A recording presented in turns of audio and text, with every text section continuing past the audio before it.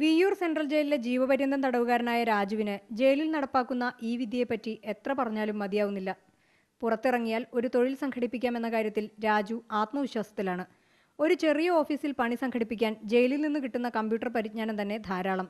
പോരാത്തതിന് ജയിൽ ജീവിതത്തിന്റെ വിരസതയും മാറിക്കിട്ടി. സമയം പോക്ക് തന്നെയാണ് ഇവിടുത്തെ ഏറ്റവും വലിയ പ്രശ്നം. അത് തന്നെ വലിയ ഉപകാരമാണ്. പിന്നെ ഞങ്ങൾക്ക് പുറത്തുനിന്ന് മാഷ വെച്ച് തന്നിട്ടുണ്ട്. എല്ലാ സഹായവും ഞങ്ങൾക്ക് ഇവിടെ കിട്ടുന്നുണ്ട്. വളരെ വളരെ വളരെ ഉപകാരങ്ങളുണ്ട്. ഗവൺമെൻറ്റിനോട് നന്ദിയുണ്ട്, ഞങ്ങളുടെ അധികാരികളോട് ഞങ്ങൾക്ക് നന്ദിയുണ്ട്. കമ്പ്യൂട്ടർ വലിയൊരു സാധനമാണെന്ന് ഓർത്തുകൊണ്ടാണ് ഞങ്ങളിരുന്നത്. നമ്മളെ കൊണ്ടൊന്നും കഴിയില്ല എന്നുവെച്ചാൽ ക്വാളിഫൈഡ് ആയിട്ടുള്ള ആൾക്കാർക്ക് പറ്റുന്ന കാര്യമാണെന്ന് ഓർത്തുകൊണ്ടിരുന്നത്. പക്ഷേ വളരെ സിമ്പിളായിട്ട് ചെയ്യാൻ പറ്റുന്ന കാര്യമാണ്.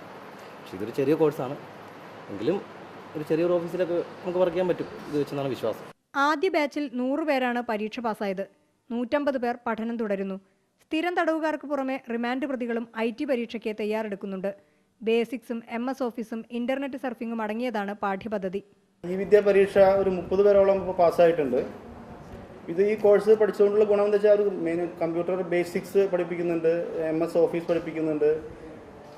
പിന്നെ ഈ ഒരു ഓഫീസിലെ പ്രാഥമികമായി ചെയ്യേണ്ട കമ്പ്യൂട്ടറിൻ്റെ ഉപയോഗങ്ങൾ എന്തൊക്കെയാണെന്ന് പഠിപ്പിക്കുന്നുണ്ട്. പിന്നെ ഇന്റർനെറ്റിൻ്റെ സർഫിങ്, ഇന്റർനെറ്റ് യൂസ് ചെയ്യുന്നത് പഠിപ്പിക്കുന്നുണ്ട്.